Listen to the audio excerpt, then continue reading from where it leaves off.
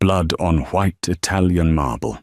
That was the price of loyalty in Chicago's underground. When the bullets started flying at the Russo estate, the boss's glamorous wife packed her diamonds and ran, leaving her newborn twins to the wolves. But she didn't count on Gabriel. A quiet girl making barely minimum wage to scrub floors did what a mother wouldn't. She stood between a rival family's guns and two sleeping babies.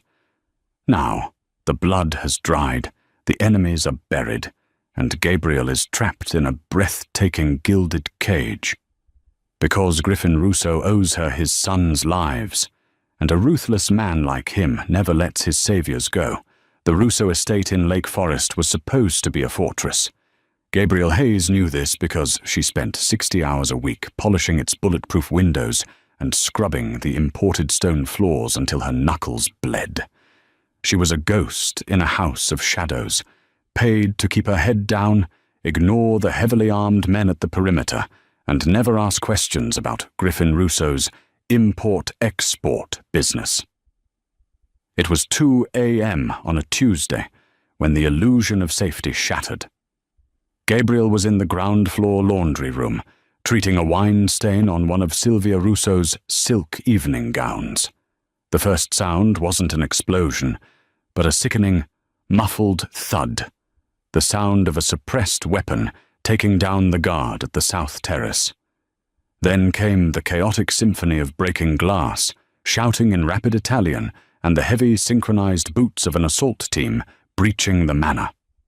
Panic seized Gabriel's throat. The Moretti family. It had to be. Whispers in the kitchen had been tense for weeks regarding a territorial dispute over the docks. Gabriel dropped the silk gown and backed into the shadows of the utility closet. Her heart hammered a frantic rhythm against her ribs. Through the crack in the door, she saw 3 men dressed in tactical black sweep through the hallway, assault rifles raised. Above her, on the second floor, a woman's frantic footsteps clicked rapidly across the hardwood. It was Sylvia. Gabriel recognized the distinct sound of the boss's wife's designer heels. She heard the heavy oak door of the master suite slam, followed by the whirring gears of the private emergency elevator that led directly to the underground garage. She's running, Gabriel realized with a jolt. She's taking the emergency exit. But the nursery was on the 3rd floor. A chilling silence followed Sylvia's escape. Griffin was in New York on business. Arturo, his right-hand man, was downtown. The twins, Matteo and Leo, barely 3 months old, were upstairs. Gabriel squeezed her eyes shut, silently begging for someone, anyone, to go up there. But the gunfire downstairs was intensifying. The remaining estate guards were pinned in the foyer. The intruders were fanning out, systematically searching the rooms. They weren't just here to send a message.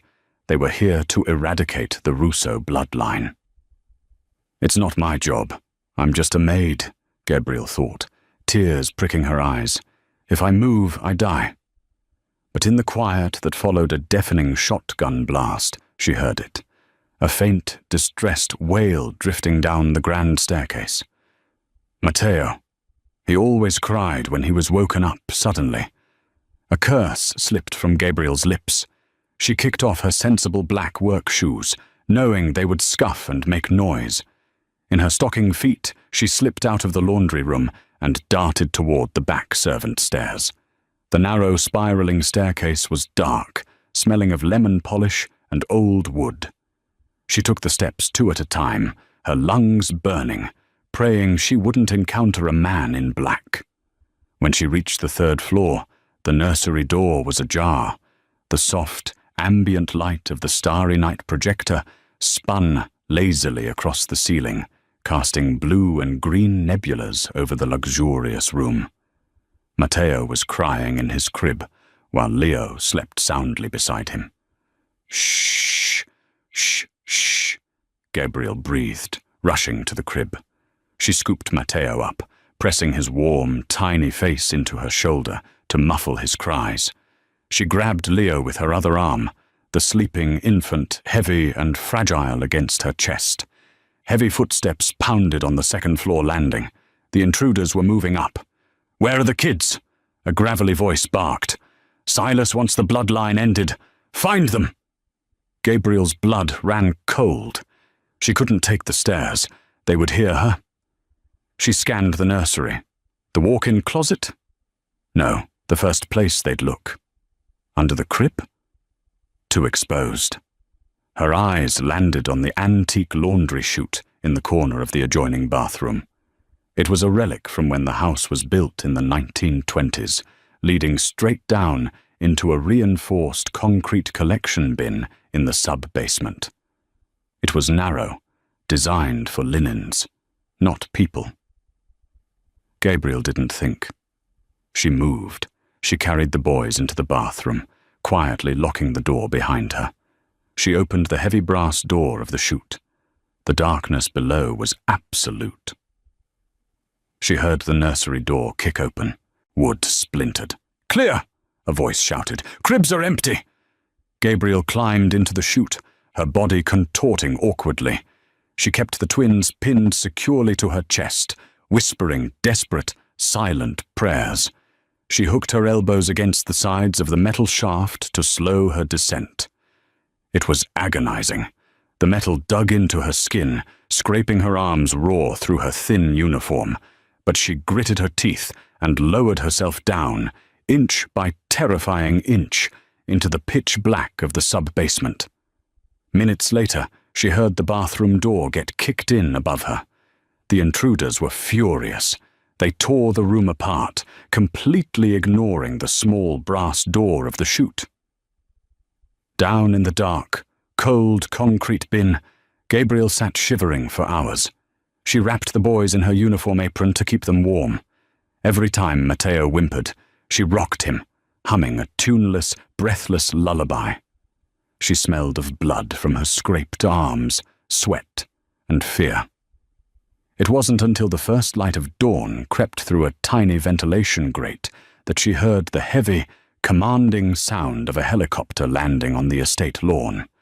Then the frantic, terrifying roar of Griffin Russo. "Where are they?" Griffin's voice boomed, echoing through the floorboards above. It was a sound of pure, unadulterated devastation. "Where is my wife? Where are my sons?" Gabriel waited until she heard the familiar voice of Arturo, the underboss, before she began to kick against the metal door of the collection bin. 10 minutes later, the heavy steel door was wrenched open. The beam of a tactical flashlight hit Gabriel, blinding her. "Boss!" Arturo yelled, his voice cracking. "Down here!" Griffin Russo shoved his men aside. He looked like a nightmare. His bespoke charcoal suit was rumpled, his tie gone, his dark hair disheveled. The icy, calculated demeanor of Chicago's most feared man was gone, replaced by the frantic energy of a wounded predator. He stared into the concrete bin. There, covered in dust, blood, and grime, sat his 22-year-old maid. Her uniform was torn.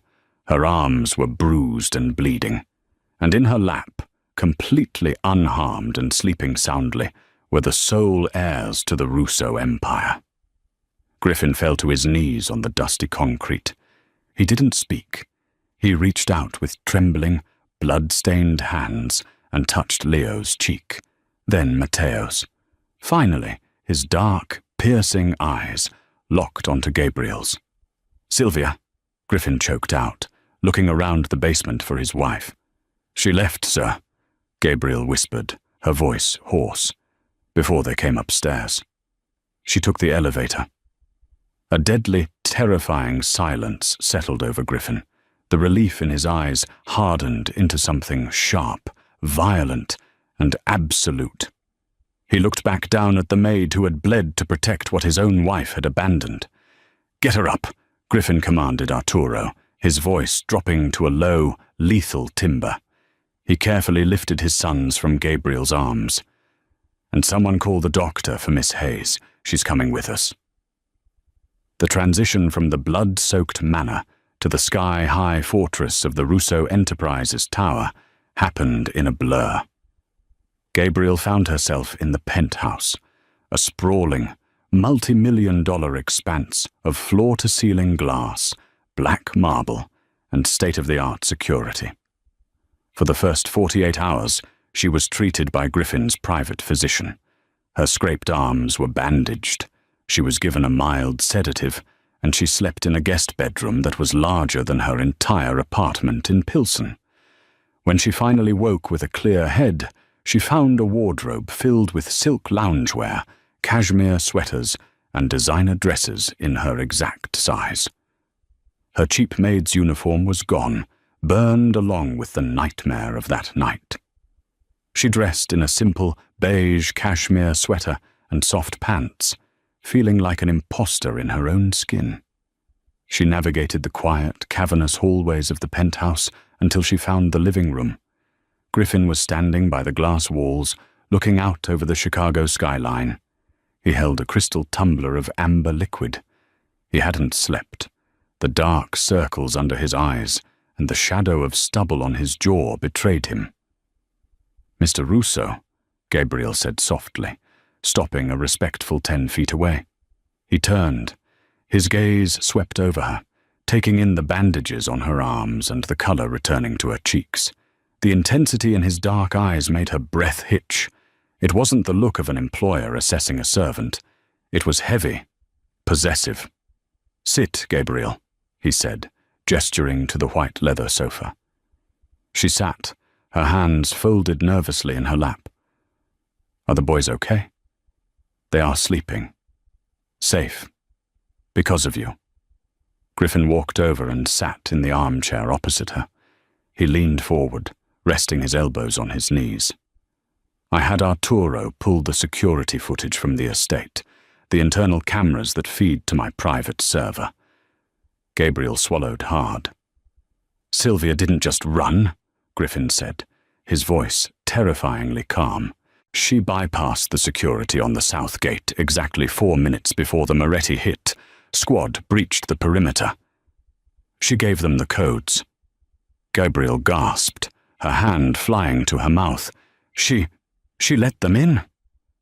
Silas Moretti offered her $5 million, safe passage to Europe, and a guarantee she would never have to play the dutiful Mafia wife again, Griffin explained, swirling the liquor in his glass. "All she had to do was leave the doors unlocked and walk away. She sold my life and the lives of my sons for a vacation." The sheer coldness of the betrayal made Gabriel sick to her stomach. I'm so sorry, Mr. Russo." "Griffin," he corrected her sharply. "You will call me Griffin."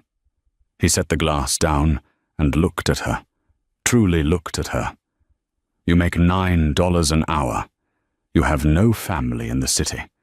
You have asthma, a pile of student debt you couldn't finish paying off because you had to drop out, and you live in a neighborhood where gunshots are a nightly lullaby." Gabriel stiffened, her cheeks burning. "You looked into my background?" "I know everything about you, Gabriel. I know you had 100 reasons to run that night, and not a single reason to stay. Yet you bled for my blood." Griffin stood up, closing the distance between them. He knelt on one knee before the sofa, bringing himself to her eye level. The sheer size of him, the power radiating off his frame, was suffocating. "I need to go home," Gabriel blurted out, sudden panic rising in her chest. "My rent is due on Friday, and my cat is at my neighbor's. Your rent has been paid for the next 10 years. Your cat was retrieved by my men yesterday and is currently asleep in the staff kitchen." Griffin's voice brooked no argument. "You are not going back to Pilsen." "I have to. I can't stay here. I'm just your maid." Griffin's hand shot out, gently but firmly grasping her chin, forcing her to look into his dark, obsidian eyes. "You are not a maid anymore, Gabriel. You are the woman who saved the Russo heirs. If you step foot outside this penthouse, Silas Moretti's men will put a bullet in your head, just out of spite.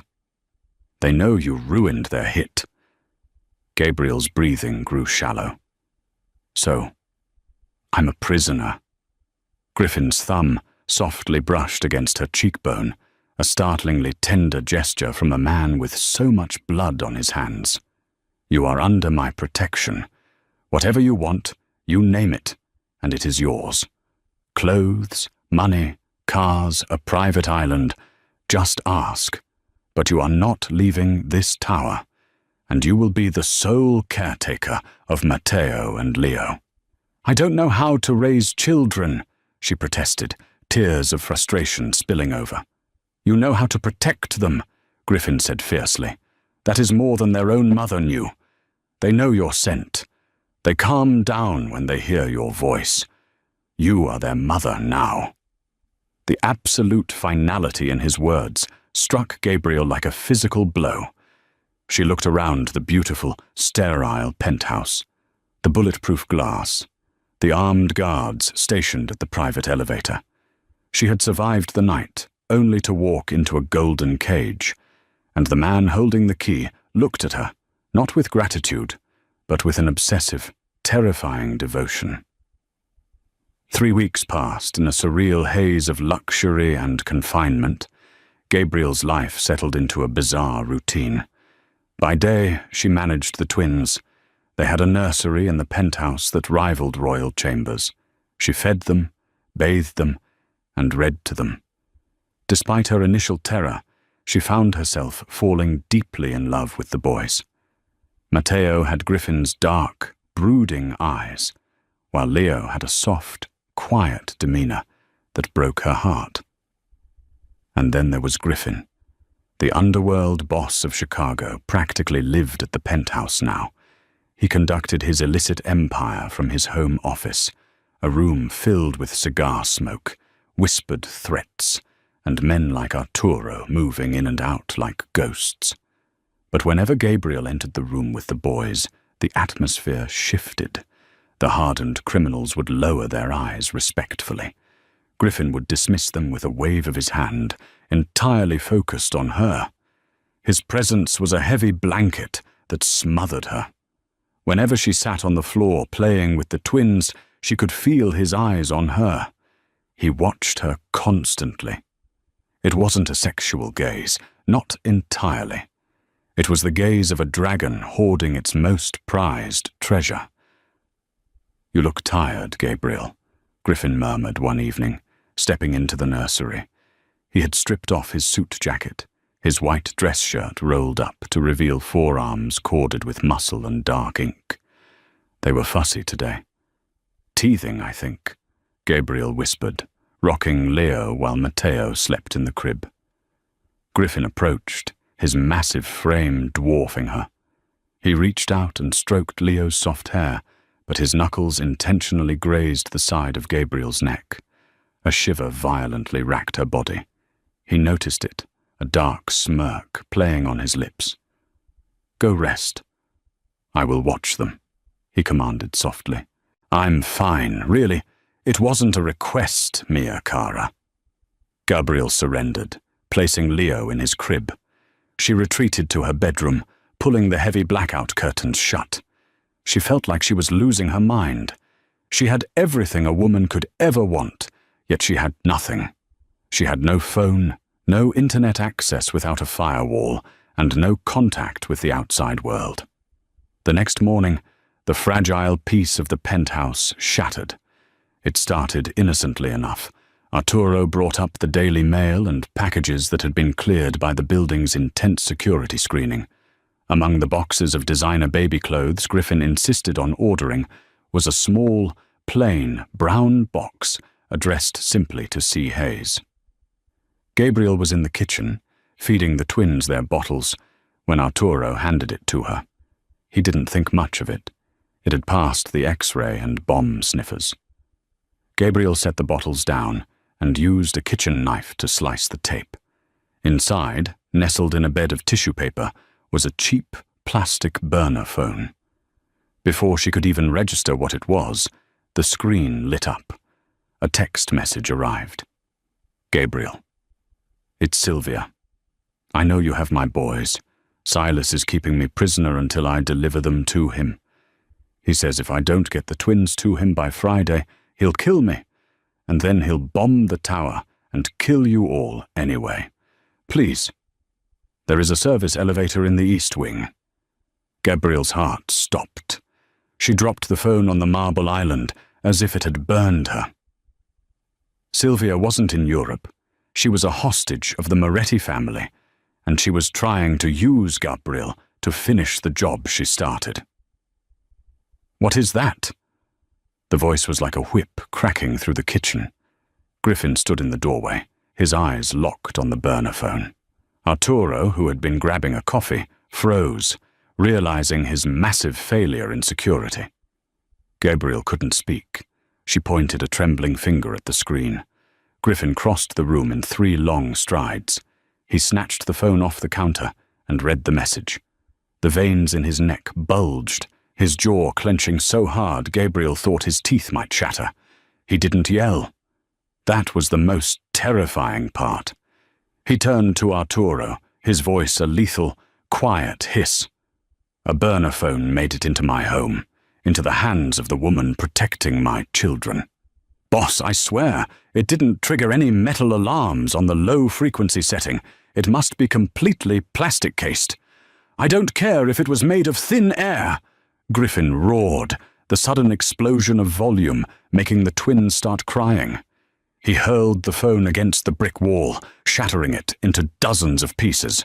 "Lock down the building. No one gets in or out. Find out exactly which courier delivered that box and bring him to me. Now." Arturo scrambled out of the kitchen, his face pale. Griffin stood panting, his chest heaving. He looked at the shattered plastic on the floor, then at Gabriel, who was backed against the counters, clutching her chest, struggling to breathe through an incoming panic attack. Seeing her terror snapped Griffin out of his rage. In an instant, the violent mob boss vanished. He closed the distance between them, enveloping her in his massive arms, pulling her flush against his chest. "Breathe," he ordered softly, one hand burying into her hair, pressing her ear to his heartbeat. "I won't let them touch you. I swear it on my life, Gabriel." "She wants the boys," Gabriel sobbed into his shirt. "She's going to get us killed." "Sylvia is a dead woman walking," Griffin stated, his voice devoid of any emotion for his wife. "But Silas Moretti knows where you are. He knows my weak point is in this tower."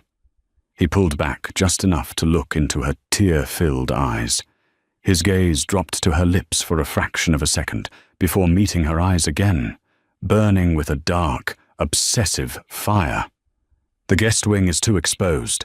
The security perimeter is too wide," Griffin declared, his tone leaving no room for negotiation.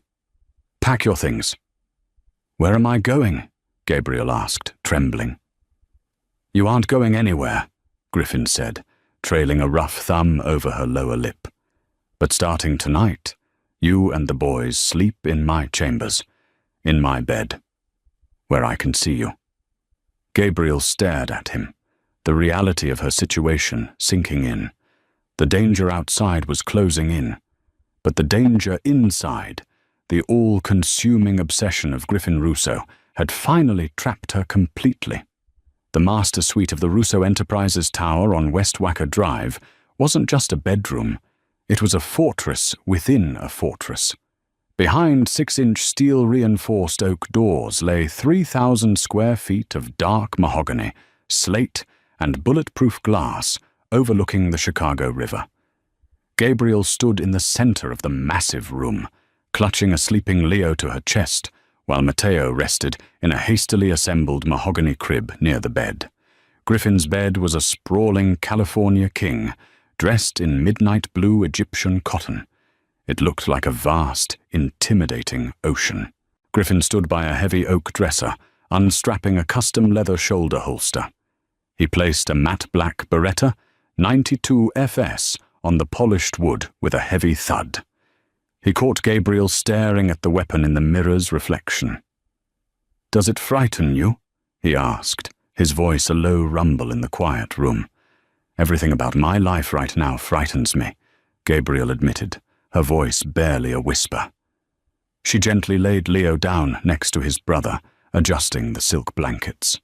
Griffin unbuttoned his crisp Tom Ford shirt, revealing a torso scarred by old violence and mapped with intricate ink. Fear is what kept you alive at the estate, Gabriel. But in this room, you have nothing to fear. Not from me. He walked toward her, the scent of expensive sandalwood and gunpowder clinging to his skin. Gabriel backed up until her spine hit the cool glass of the floor-to-ceiling window. The city lights of the magnificent mile glittered far below, a world she used to inhabit but now felt entirely cut off from. Griffin placed his hands on the glass on either side of her head, trapping her. He didn't touch her, but the heat radiating from his body was intoxicating. He looked down at her, his dark eyes tracing the delicate line of her jaw, the pulse beating frantically at her throat. "You think I'm holding you hostage?" Griffin murmured. "Aren't you?" she challenged, finding a sudden, desperate spark of bravery.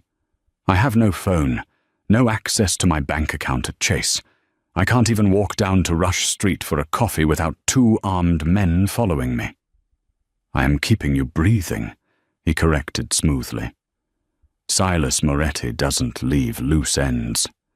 And my wife." Griffin's jaw tightened, the mention of Sylvia turning his features to stone. Sylvia doesn't want the boys because she loves them. She wants them for the UBS Swiss Trust Fund that unlocks the day they are placed entirely in her legal custody. A fund worth $300 million. Silas needs that money to buy out the local politicians and crush my operation. Gabriel gasped. She would sell her own babies to a mob boss for money. She already did, Griffin stated coldly. The burner phone in the package today. It wasn't just a message. Arturo had our tech team sweep the plastic casing.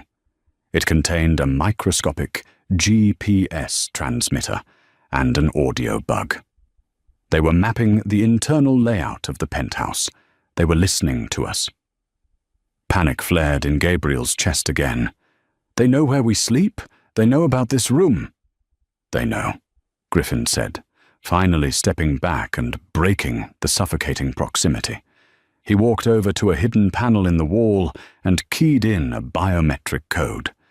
A heavy steel door slid open, revealing a state-of-the-art panic room stocked with monitors, weapons, and emergency medical supplies. "Tomorrow night, I am hosting a charity gala in the ballroom on the 50th floor," Griffin said, his tone shifting into pure tactical ice. "Silas knows I have to attend to keep up appearances with the mayor and the governor. He thinks the penthouse will be lightly guarded. He thinks Sylvia can slip in with a strike team." Gabriel's eyes widened in horror. "You're setting a trap." "I am ending this," Griffin corrected. He turned to face her, his expression softening just a fraction. "And while I do, you and my sons will be locked in that vault. You won't hear a sound, and no one will be able to touch you."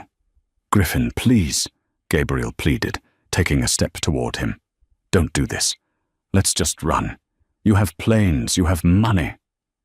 "I am a Russo," he interrupted, his voice echoing with centuries of inherited pride and violence. "We do not run from our own homes, and we punish those who betray us." He reached out, his rough thumb brushing across her trembling lower lip. "Protect my blood tomorrow night, Gabriel. Do that, and I swear to you the cage door opens. You can walk away, rich and free, if that is still what you want." He dropped his hand and walked to the bathroom, leaving Gabriel standing in the cavernous suite. She looked at the sleeping twins, her heart aching. Griffin had offered her an out. Freedom. But as she watched him walk away, a terrifying realization washed over her. She wasn't sure she wanted to leave anymore.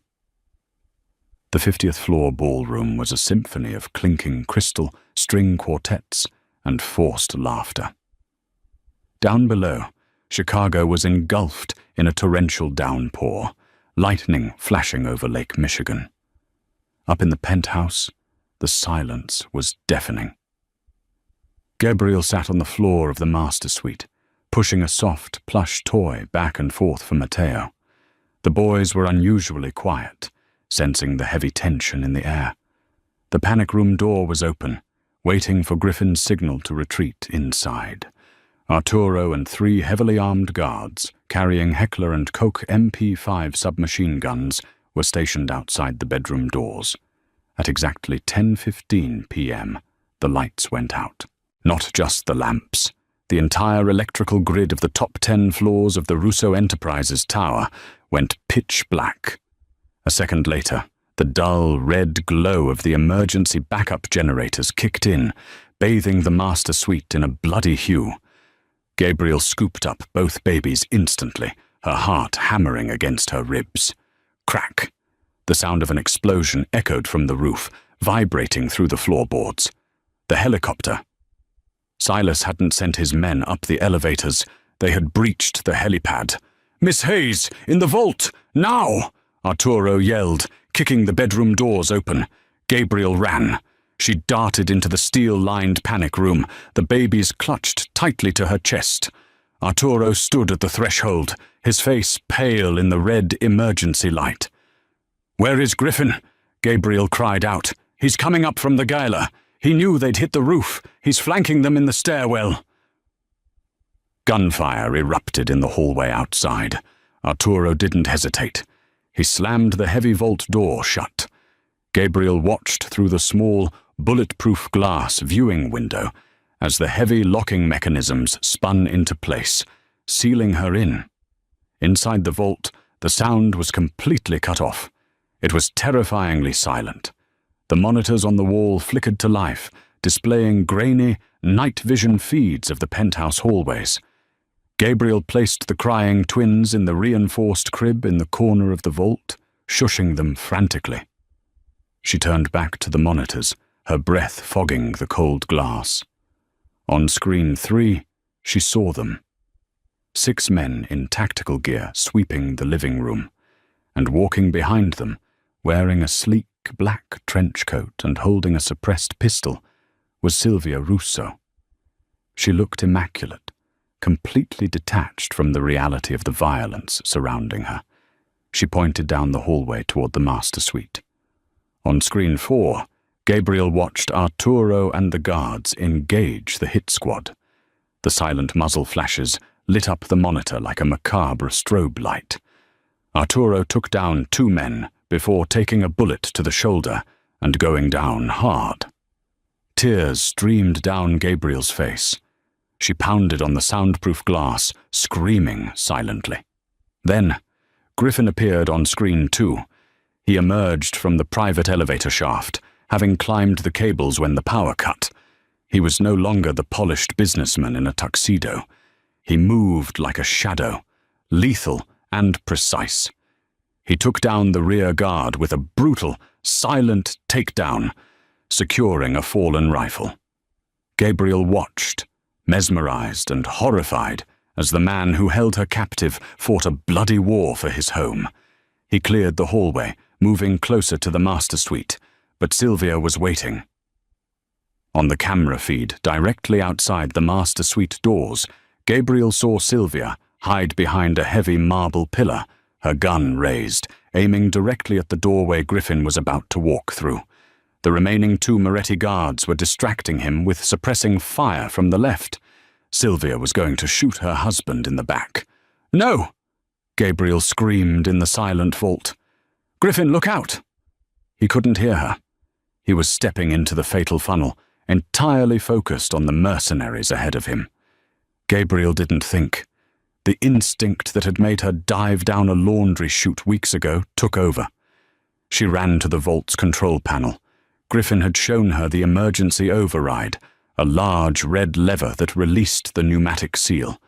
She yanked it down. The vault door hissed, the heavy steel swinging outward, just as Griffin stepped into Sylvia's line of sight. The sudden, loud hiss of the pneumatic door distracted Sylvia for a fraction of a second. She flinched, her aim pulling slightly to the right just as she pulled the trigger. The bullet shattered the glass of the master suite door, missing Griffin's head by inches. Griffin spun around, his rifle raised. He locked eyes with his wife. The shock on Sylvia's face was evident, even through the dim emergency lighting. She raised her gun again, but Gabriel was faster. She had snatched Griffin's heavy Beretta 92 FS off the dresser when she ran out of the vault. With trembling hands, she aimed it through the shattered doorway and squeezed the heavy trigger. The recoil knocked Gabriel backward onto the floor, her wrist screaming in pain. A deafening crack echoed through the hallway. Sylvia gasped, the gun dropping from her hand. She looked down at her shoulder, where a blossom of dark blood was rapidly spreading across her beige silk blouse. She collapsed against the marble pillar, sliding to the floor in shock. Griffin didn't hesitate. He dispatched the last 2 distracted mercenaries with brutal efficiency. The hallway went dead silent, save for the heavy rain lashing against the floor-to-ceiling windows. Griffin slowly lowered his weapon. He looked at Sylvia, bleeding on the floor, groaning in pain. Then he turned his gaze to the master suite. Gabriel was sitting on the floor, the heavy Beretta lying next to her, shaking uncontrollably. She had just shot the boss's wife. She had just stepped into the underworld. Griffin walked into the room, his boots crunching on the broken glass. He ignored the cries of his sons in the vault. He ignored the blood in his own home. He walked straight to Gabriel, dropping to his knees. He didn't speak. He reached out, his large hands gripping her face, his thumbs wiping away the tears streaming down her cheeks. The look in his eyes was no longer just obsession or possessiveness. It was absolute, terrifying worship. "You stayed," Griffin breathed, his voice thick with an emotion that shook his massive frame. "The door was open and you stayed to fight for me." Gabriel leaned into his touch, a sob escaping her lips. "I couldn't let her kill you." Griffin pulled her against his chest, burying his face in her neck, holding her so tightly she could barely breathe. The blood, the betrayal, the empire. None of it mattered in that moment. The maid hadn't just saved his sons, she had saved him. And as his arms locked around her, Gabriel knew with absolute certainty that she was never, ever leaving this tower. The stench of cordite and copper hung heavy in the opulent air of the master suite. The emergency generators hummed a low, vibrating rhythm that felt like a heartbeat beneath Gabriel's bare feet. Arturo, clutching his bleeding shoulder, dragged a sobbing, wounded Sylvia by her uninjured arm into the center of the living room. He threw her roughly onto a white leather chair. Her designer silk blouse was ruined, soaked in dark crimson from where Gabriel's bullet had shattered her collarbone. Gabriel stood in the doorway of the bedroom, holding the heavy Beretta at her side. Her hands had stopped shaking. A strange, terrifying calm had settled over her. She looked at the woman who had birthed Matteo and Leo, feeling nothing but a profound, icy contempt. Griffin didn't look at his wife. He strode over to a mahogany liquor cabinet, poured 2 fingers of Lagavulin whiskey, and downed it in one swallow. When he finally turned, his eyes were devoid of anything human. He was the apex predator of the Chicago underworld, fully unleashed.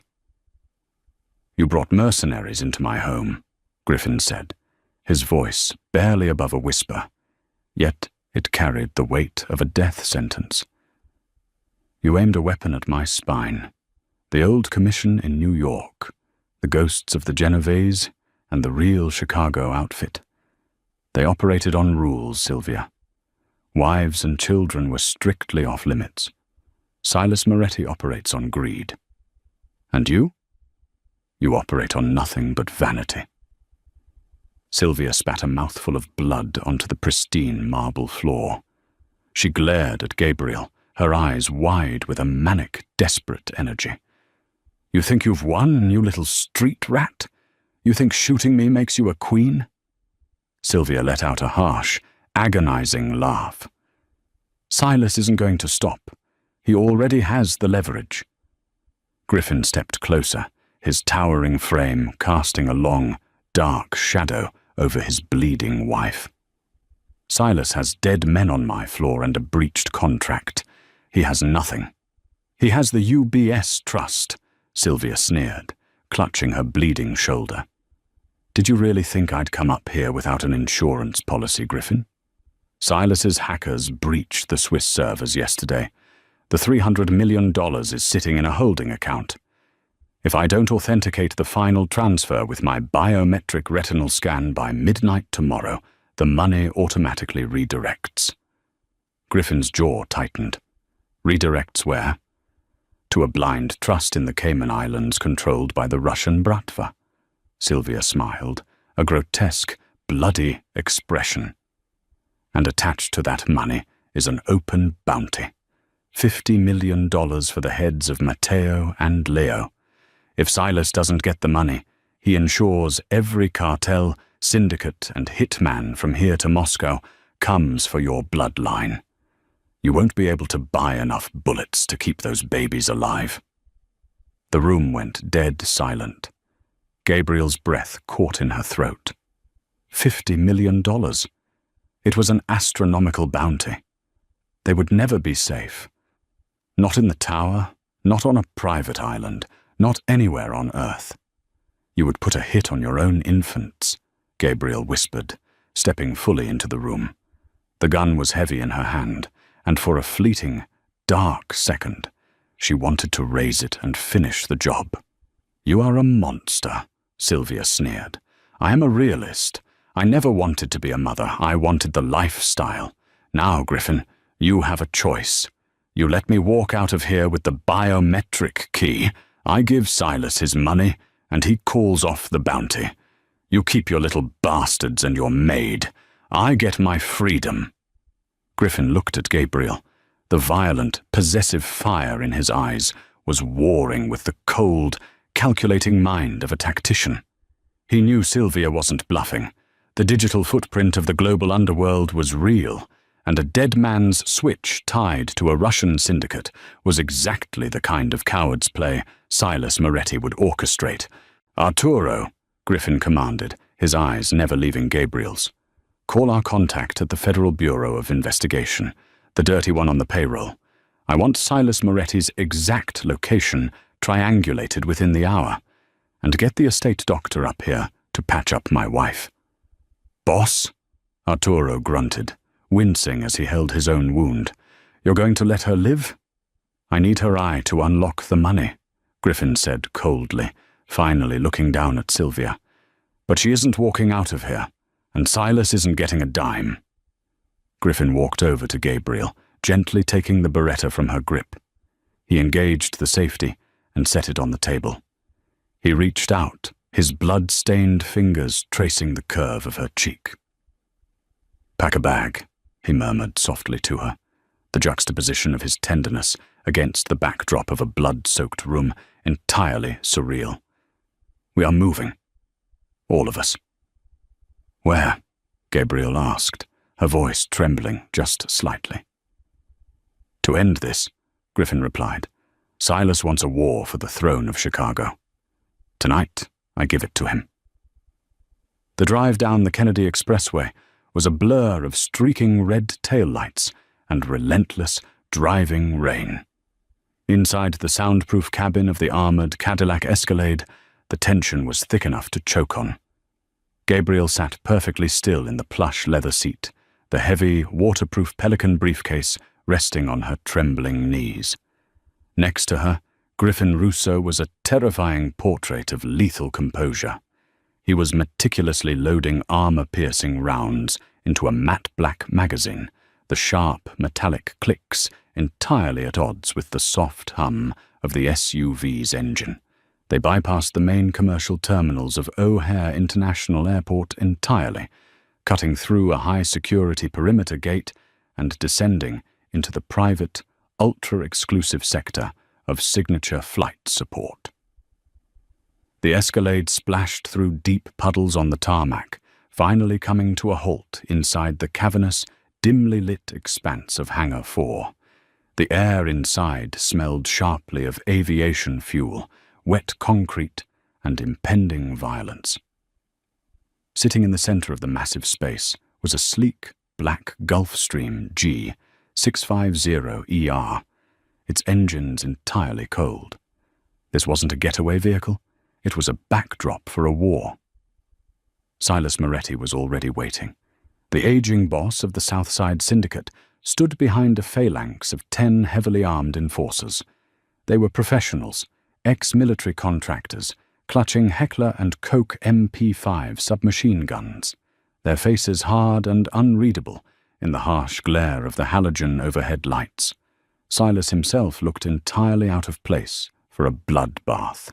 He was draped in a bespoke Loro Piana Vicuña overcoat, a thick, unlit Cohiba cigar resting between his teeth, and a diamond-encrusted Patek Philippe Nautilus gleaming on his left wrist. He checked the watch with exaggerated impatience. It was 11:15 p.m., 45 minutes until the Russian Solntsevskaya Bratva's $50 million bounty on the Russo twins went live. Griffin stepped out of the Escalade first. The heavy thud of the armored door closing echoed like a gunshot through the hangar. Arturo followed, his face pale and tight with pain, his left arm in a makeshift sling, but his right hand gripping a customized M4 carbine with white-knuckled intensity. Then Gabriel stepped out. She wore a dark, tailored trench coat over her blood-stained clothes. The heavy pelican case clutched tightly to her chest. She felt the immediate heavy weight of a dozen laser sights tracking her movement, but she forced herself to stand tall. A month ago, she had been a 22-year-old girl scrubbing the baseboards of a Lake Forest mansion for $9 an hour, terrified of her own shadow. Tonight, she held the financial trigger of the Chicago underworld in her hands. "I have to admit, Griffin," Silas's gravelly voice echoed across the 50 yards of empty concrete separating them. "I'm genuinely surprised you brought the help. I expected you to walk in here with a battalion, not a bleeding underboss and a glorified babysitter. And where is the lovely Sylvia? I assumed she'd want to be here to collect her 30 pieces of silver." Griffin didn't raise his voice, yet the lethal timbre of his tone seemed to vibrate through the very floorboards of the hangar. Sylvia had a sudden, catastrophic change of heart. "She won't be joining us. But I brought what you asked for, Silas. I have her digital signature." Silas chuckled, a dry, rasping sound that turned into a wet cough. "You think I'm a fool, Russo? The 300 million is sitting in the UBS Zurich holding account. If the biometric lock isn't released by midnight, the money bounces to my friends in Moscow, and your two little bastards get hunted to the ends of the earth. Transfer the money to my Cayman routing numbers first. Then, and only then, do I call off the dogs." Griffin took 2 slow, deliberate steps forward, his long black wool coat sweeping against the wet concrete. "No. Simultaneous execution. My girl initiates the transfer from the satellite uplink in that case. Your hacker confirms the routing, and the second it hits the wire, you wipe the dead man's switch from your server. We do this together, or we don't do it at all, and I spend the rest of my life hunting you." Silas narrowed his eyes, chewing aggressively on the end of his cigar. He studied the small, defiant woman standing securely behind Griffin's massive frame. He recognized the desperation in Griffin's rigid posture. He thought he had the ultimate leverage. "Fine," Silas barked, waving a hand to a nervous, 20-something kid sitting at a folding table behind the mercenaries, frantically typing on a specialized military-grade laptop. "The cancellation protocol is queued up. Have the girl authorize the funds. Let's get this over with." Griffin turned slightly, looking over his shoulder at Gabriel. The look in his dark, obsidian eyes was a mixture of absolute trust and terrifying devotion. He gave her a fraction of a nod. Gabriel set the heavy pelican case on the hood of the Escalade and unlatched the heavy steel clasps. Inside, resting in custom-cut foam, was a modified Panasonic Toughbook wired directly into a portable satellite uplink terminal. The screen glowed a harsh, clinical blue against her pale face. She typed in the alphanumeric decryption sequence Arturo had provided. The screen flashed, bypassing the initial firewall, before prompting, "Awaiting biometric authentication key." Earlier that evening, in the blood-soaked penthouse, Griffin's tech team had forcibly extracted the necessary retinal data from a heavily sedated, wounded Sylvia before locking her in the vault. They had bypassed the physical scanner, loading the raw biometric data directly onto a flash drive, now inserted into the Toughbook.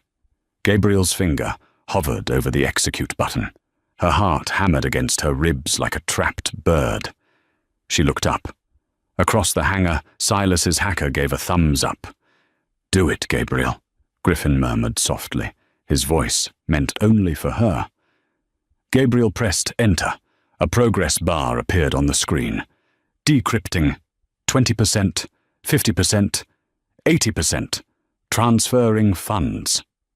"Funds are moving," Silas's hacker announced through his headset, his voice echoing in the quiet hangar. Silas Moretti smiled, a greedy, victorious, and utterly ugly grin spreading across his weathered face. He pulled the cigar from his mouth. "A pleasure doing business with you, Russo. Maybe in your next marriage, you'll learn to keep your wife on a tighter leash." "The funds are moving, Silas," Griffin said, a dark, lethal smile finally breaking his stoic expression. "But they aren't going to the Cayman Islands." Silas's smile vanished instantly. "What?" Across the hangar, the young hacker gasped, staring at his monitor in absolute horror as the screen flashed violently with red warning banners. "Boss! The routing numbers! They switched at the last microsecond. The money didn't hit our shell company." "Where did it go?" Silas roared, drawing a gold-plated revolver from his coat. Gabriel closed the pelican case with a sharp, decisive snap. She stepped out from behind the SUV, her voice ringing clear and steady over the rising panic of the mercenaries. "The money was routed directly to the United States Department of Justice, Mr. Moretti, specifically to the Financial Crimes Enforcement Network, and it was flagged with your personal offshore account identifiers under an anonymous tip for international terrorism funding." Silas's face drained of all color, taking on the pallor of a corpse. "We didn't just wipe your Russian bounty, Silas," Griffin explained, his voice dropping to a terrifying, deadly purr as he drew a custom Wilson Combat 1911 pistol from his shoulder holster. "We locked you out of the global banking network. The FBI and Interpol are raiding your Lakeshore Drive estate and your downtown fronts as we speak. You have no money. You have no leverage. You are entirely bankrupt, and your men are no longer getting paid." The mercenaries exchanged frantic, panicked glances. Loyalty in the underworld was rented, and the rent had just bounced. "Kill them!" Silas screamed, his voice cracking with pure hysteria. "Kill them all!" But Griffin Russo was already moving. The hangar erupted into a deafening, blinding storm of gunfire. Griffin's tactical superiority was absolute. He didn't just fire, he moved like a predator perfectly adapted to the chaos, predicting the mercenaries' lines of fire before they even pulled their triggers. Arturo, despite his injury, laid down a brutal wall of suppressing fire with the M4, pinning the center line. Gabriel dropped instantly to the cold concrete, scrambling under the heavy steel chassis of the Escalade. Bullets sparked and ricocheted off the armored plating above her, the noise so loud it threatened to shatter her eardrums. She covered her head with her hands, squeezing her eyes shut, smelling the sharp, coppery tang of fresh blood mixing with the jet fuel. It was a massacre, swift and uncompromising. The hired guns, realizing their paychecks had vanished into the federal ether, broke formation. Half of them tried to run for the hangar doors and were cut down.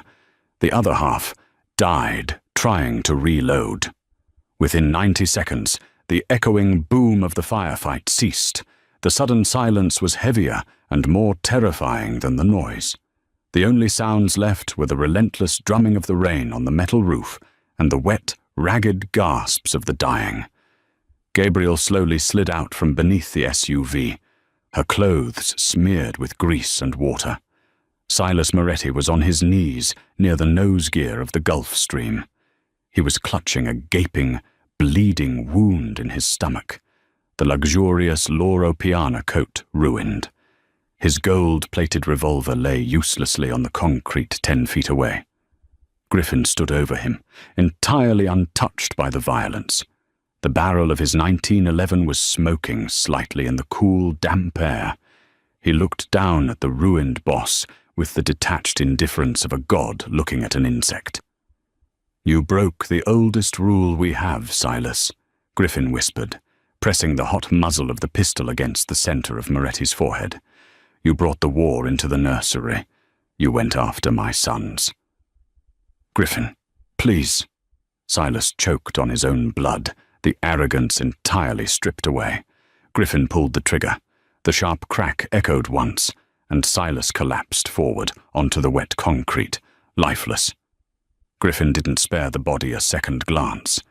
He holstered his weapon smoothly, his broad shoulders rising and falling with heavy breaths. He turned, his dark, searching eyes scanning the smoky, blood-slicked hangar until they locked onto Gabriel. He walked through the carnage, ignoring Arturo checking the bodies, ignoring the millions of dollars of damage. He closed the distance between them and dropped to his knees right there on the wet tarmac, uncaring of the blood pooling around his designer shoes. He wrapped his massive corded arms around her waist, burying his face into her stomach, pulling her flush against him. "It's over." Griffin breathed hoarsely against her coat, the adrenaline slowly leaving his system. "The bounty is dead. The threat is gone. Matteo and Leo are safe." Gabriel sank down to her knees to meet him, her hands coming up to grip the lapels of his coat. She looked around at the bodies, the violence, the absolute destruction of a rival empire, and realized she wasn't afraid of it anymore. Because the monster who had orchestrated it all was currently kneeling before her, offering her his crown. "What happens to Sylvia?" Gabriel asked, her voice a fragile whisper in the dark hangar. "Sylvia is a ghost," Griffin stated with absolute, chilling finality, pulling back just enough to look fiercely into her eyes. "She will wake up heavily medicated in a private, maximum-security psychiatric facility in the Swiss Alps under a Jane Doe alias. No one will ever visit. No one will ever find her. She will spend the rest of her natural life staring at the snow, entirely forgotten by the world." His rough thumbs reached up, gently wiping a smudge of grease and soot from Gabriel's pale cheek. The burning, obsessive devotion in his eyes was blinding. It was a gravity she could no longer fight, a gilded cage she no longer wanted to escape. "You bled for my blood. You stood your ground when the world burned," Griffin vowed, his voice thick with raw emotion. "You are not a maid, Gabriel. You are a Russo. You are the mother of my heirs. And tomorrow, I am putting a diamond on your finger, so heavy the entire world will know exactly who the new Queen of Chicago is." Gabriel looked at the ruthless, beautiful mob boss, who was entirely at her mercy. She didn't flinch. She leaned in, her forehead resting against his, sealing her fate in the shadows of the underworld. "Take me home to our boys, Griffin," she whispered. "Always, Maya Regina," he promised, pulling her into the dark. The sprawling Russo estate in Lake Forest was rebuilt, its marble floors polished to a mirror shine, no longer bearing the stains of its violent past.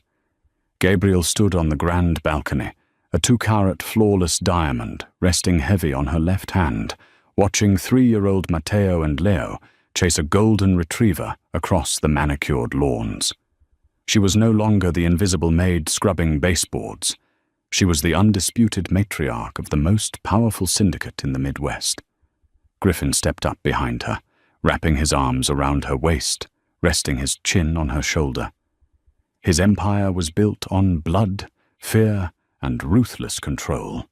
But the man who held Chicago in an iron grip was entirely tethered to the quiet, fierce woman who had saved his soul. The golden cage had vanished, replaced by a fortress they ruled together.